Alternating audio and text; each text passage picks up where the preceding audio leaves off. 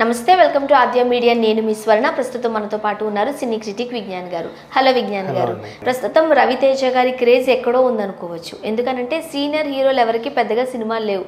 ఇటు చిరంజీవి గారిది పెద్ద హిట్ కావట్లేదు, నాగార్జున గారికి హిట్ లేదు, పవన్ కళ్యాణ్ గారు సినిమాలు చేసుకుంటూ వెళ్తున్నారు కానీ రిలీజ్గా అయితే లేవు, రైట్? సో చిన్న హీరో సినిమాలు కూడా ఇప్పుడు నితిన్, సాయిధరం తేజ్ అయితే మొన్న విరూపాక్షతో వచ్చారు, కానీ వీళ్ళు ఎక్కడ ఉన్నారో కూడా తెలియదు. ప్రస్తుతానికి ఫామ్లో ఉన్నది ఎవరు అని అంటే రవితేజ గారే.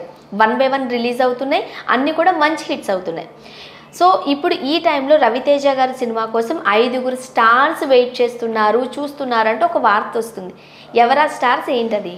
ఇప్పుడు ఈయన టీజర్కి వాయిస్ ఓవర్ ఇవ్వడానికి అని చెప్పేసి ఒక్కొక్క లాంగ్వేజ్లో ఒక్కొక్క స్టార్ని ఎంపిక చేశారు, టైగర్ నాగేశ్వరరావు.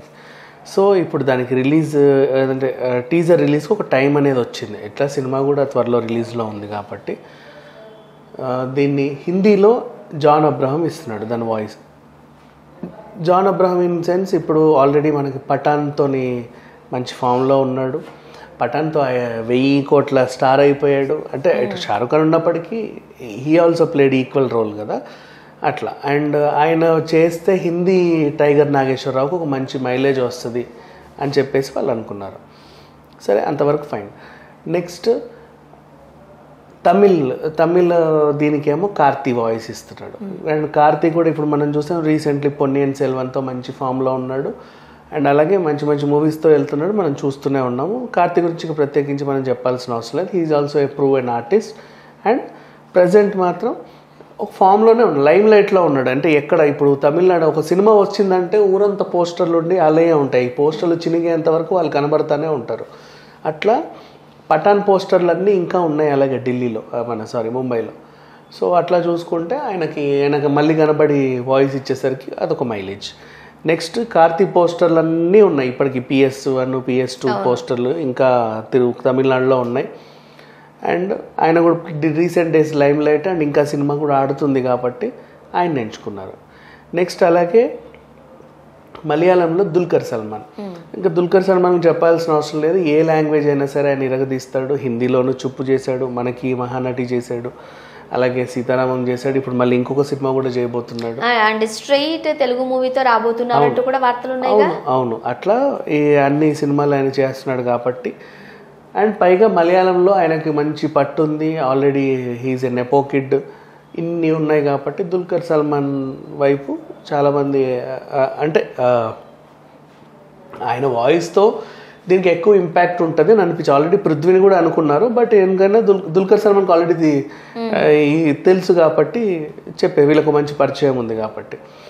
నెక్స్ట్ అలాగే ఇటు మళ్ళీ కన్నడలో శివరాజ్ కుమార్, ఆయన కూడా రీసెంట్గా మొన్న సినిమాతో వచ్చాడు. అండ్ అది కూడా పర్వాలేదు అనిపించింది.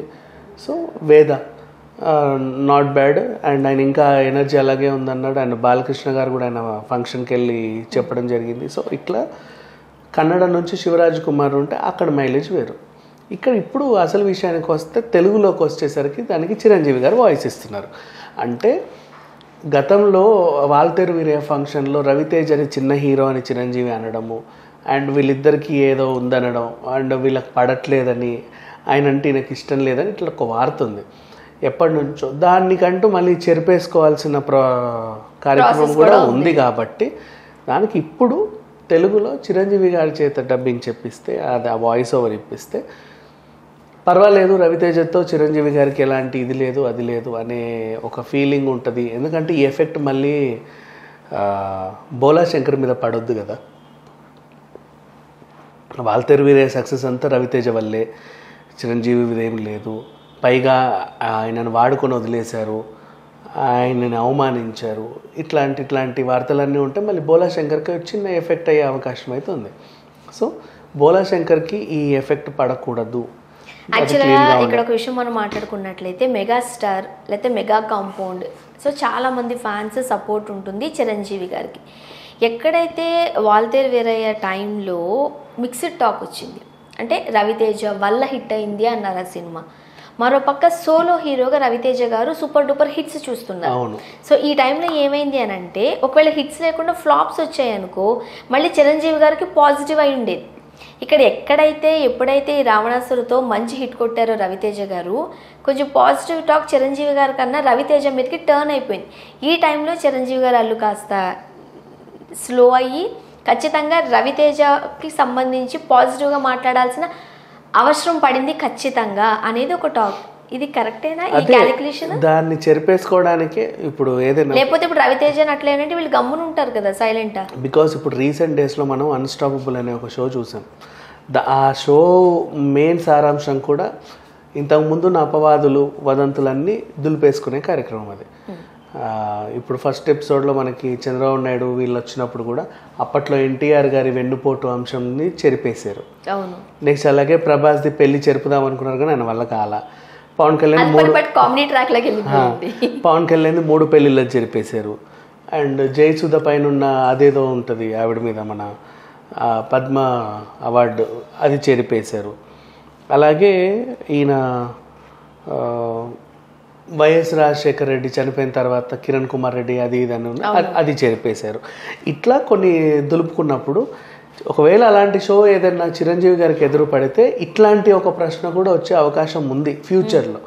ఏమని, మీకు రవితేజ గారికి గతంలో ఏదో ఉందంట కదా, రవితేజ గారిని మీరు ఏదో ఇట్లా చేశారంట కదా, మీరు కావాలని అన్నారా, నిజంగానే అన్నారా, మీకైనా కనబడలేదా, అలా ఇలానే ఏమైనా ప్రశ్నలు వేసినప్పుడు లేదండి అది నిజంగానే అలా జరిగింది, ఆ తర్వాత కూడా నేను ఆయనకు వాయిస్ ఓవర్ ఇచ్చాను మీరు చూస్తే అని చెప్పుకోవడానికి ఒక ఫైల్ ఉంటుంది ఆ తర్వాత. సో ఈ అవకాశం కోసమే ఆయన కూడా వెయిట్ చేసినట్టుగా మనకు అర్థమైంది. బట్ ఏదేమైనా ఎప్పుడైనా ఇప్పుడు మొన్న అక్కినేని తొక్కినేని వివాదం కూడా ఈ నిన్నటి శత జయంతి ఉత్సవాలతో మ్యాక్సిమం అంటే ఒక ఫుల్ స్టాప్ ఇంచుమించు పడ్డట్టే, మరీ సాగదీసేలా లేదు, ఇంకటి వచ్చారు కదా సరిపోయింది అన్నట్టు ఉంది.